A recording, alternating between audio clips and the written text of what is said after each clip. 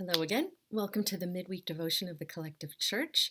What we are doing each midweek is we are responding to specific topics or questions or concerns that you guys are having during this season.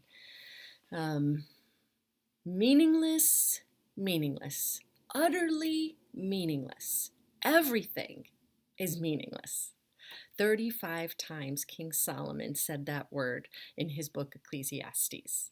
He was known as the wisest king that had lived, and people from all around the known world at that time traveled great distances to just sit at his feet and glean some of his wisdom and listen to him. So, what he decided to do was set out to find the meaning of life. And he communicates clearly that he pursued all the things that he thought would make life meaningful.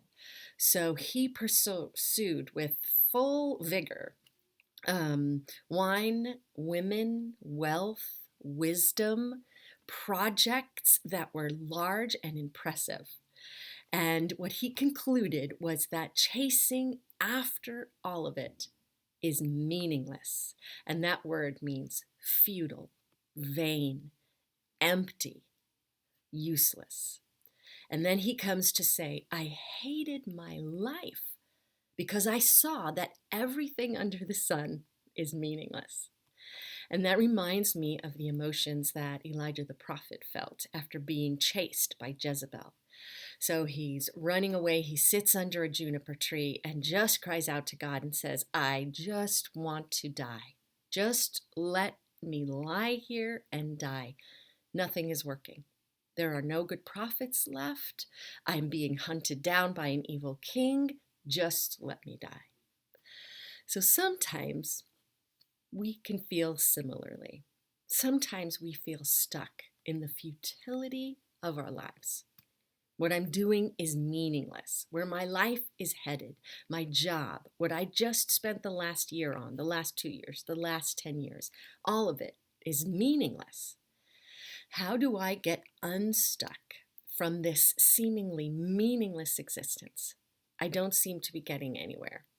Am I off course? Am I even in God's will? Well, Solomon concluded the matter.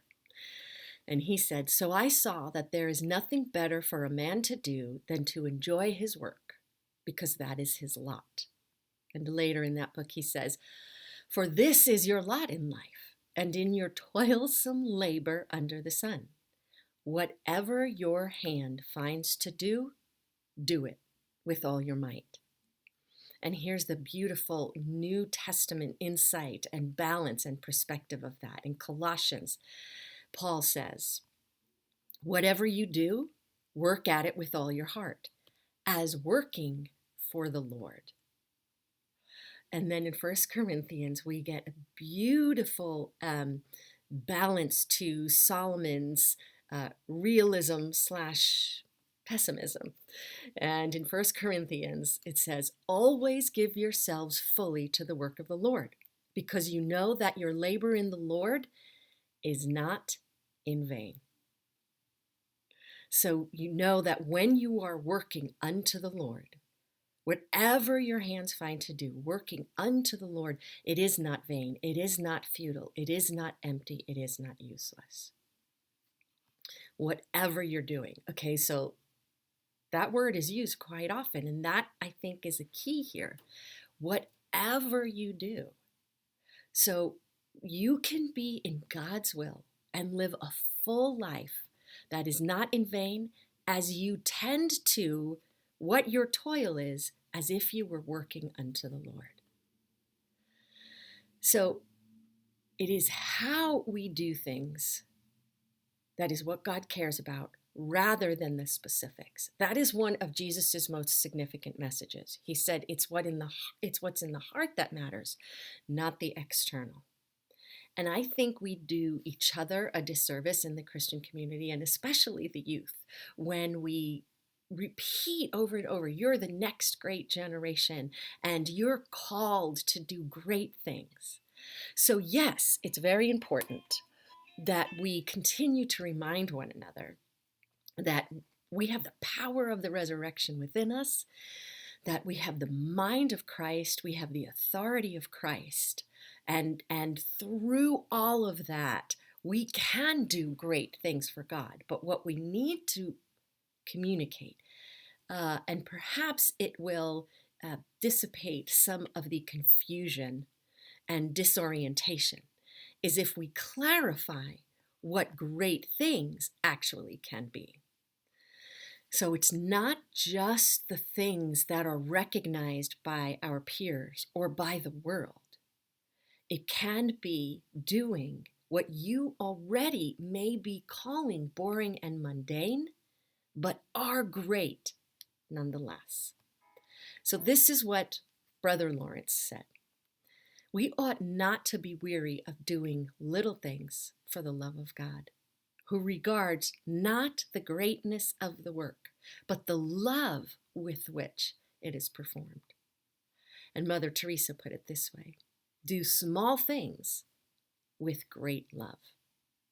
And we know Jesus himself said that everything is summed up in this. All the commands, all of those to-dos and should-dos, and all of the lessons of the prophets, it's summed up in this: love God and love others. So we can close this way by listening to something that Andy Stanley had said, and this can be our tangible application. He said, do for one. Do for one what you wish you could do for everyone.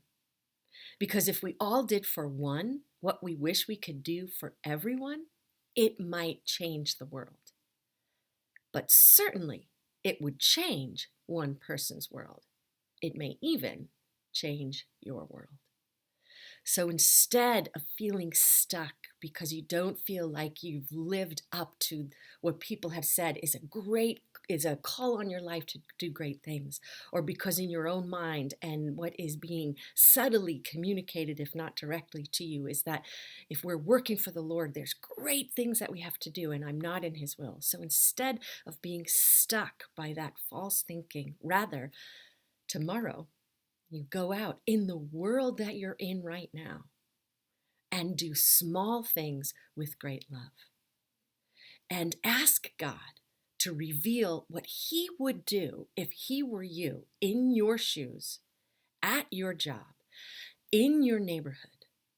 Small things with great love. That's a great life. Be blessed and have a great day.